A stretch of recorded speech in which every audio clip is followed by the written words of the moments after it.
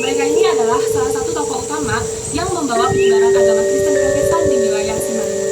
Kali ini kelompok kami akan menjelaskan mengenai perjalanan mereka ke tanah Simalungun. Nah teman-teman, jadi kita sedang berada di kuburan dari Nyonya Agusteis yang bernama Nyonya Henriette Banier. Jadi saya akan menjelaskan gimana sih kedatangan istri dari Agusteis ini dan kenapa bisa sampai ke daerah Simalungun ini. Jadi pertama pada tahun 1903 yang kita tahu kan bahwasannya pendeta Agusteis itu datang ke wilayah Batakan, namun dia diutus oleh RNG untuk ke wilayah Simalungun. Nah, jadi pada tanggal 2 September 1903, Agusteis tibalah di wilayah Simalungun. Nah, 1 tahun setelahnya ternyata datanglah calon istrinya dari wilayah Jerman yang bernama Nyonya Agusteis ini, Nyonya Benriette ini, ke wilayah Simalungun ini. Nah, saat itulah mereka bertemu dan akhirnya mereka itu pun nikah. Sehingga setelah pernikahannya, Nyonya Benriette ini dikaruniai oleh Tuhan 4 orang anak yang bernama Ernst, Paul, Johanna, dan juga Maria. Dan juga Nyonya Benriette ini memiliki peran penting di dalam penyebaran agama Protestan di Indonesia. Salah satunya dia ini mendirikan sekolah putri di Raya Tongah yang bertujuan untuk memberikan pendidikan kepada anak-anak perempuan setempat. Jadi sekolah putri ini sekarang kita kenal itu sebagai ESMEA teman-teman, yang sudah berubah menjadi sekolah ESMEA. Nah, hal ini itu dilakukan karena adanya inisiatif dia sendiri, di mana dia itu tidak hanya meningkatkan pendidikan bagi perempuan di Simalungun, tetapi juga membantu memperkenalkan ajaran Kristen kepada perempuan-perempuan di wilayah Simalungun tersebut. Nah, sayangnya setelah melahirkan anaknya yang keempat, Nyonya Henriette ini meninggal dunia pada tahun 1909 tanggal 12 Juni. Meskipun masa baktinya yang sangat singkat nih teman-teman, tapi kontribusinya dalam mendirikan sekolah putri itu sangat menunjukkan dedikasi terhadap pendidikan dan juga penyebaran agama Kristen di wilayah Simalungun.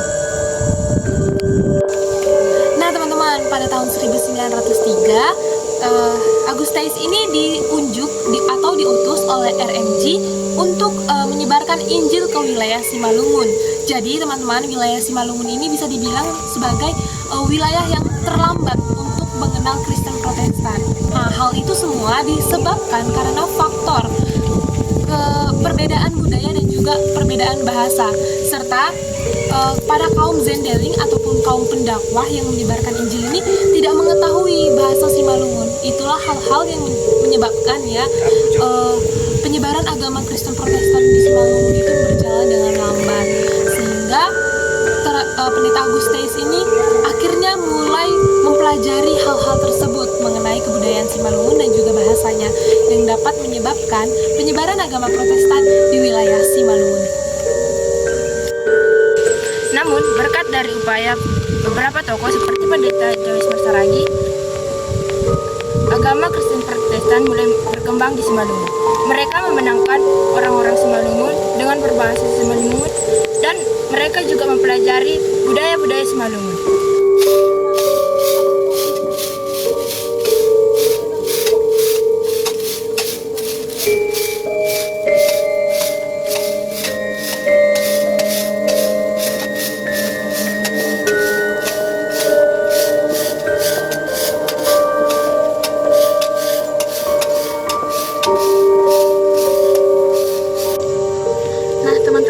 Pada tahun 1928 didirikannya Komite Naramar-Poda yang bertujuan untuk menyebarkan literatur gereja dalam bahasa Simalungun.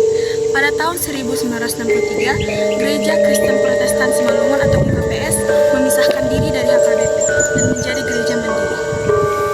Baik teman-teman, di sini saya akan menjelaskan tantangan masuknya agama Protestan ke tanah Simalungun. Yang pertama itu adalah penolakan dari raja-raja di Simalungun. Pada saat itu, yang memimpin tanah Simalungun itu adalah raja-raja. Jadi mereka itu di bawah naungan raja-raja. Di mana raja-raja itu menolak ajaran yang didatangkan oleh mereka. Yang kedua itu bahasa misionaris. Di mana pada saat itu mereka datang menggunakan bahasa misionaris dan masyarakat Simalungun tidak mengerti dengan bahasa itu. Jadi mereka mengalami kesulitan.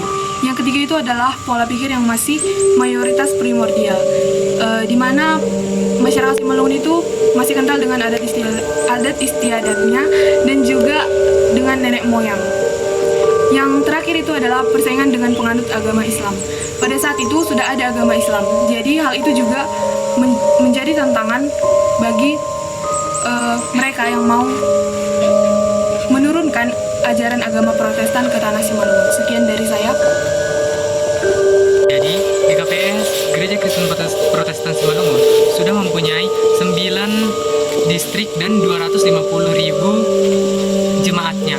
Dan Kristen Protestan sudah menjadi bagian penting dari kehidupan masyarakat Simalungun.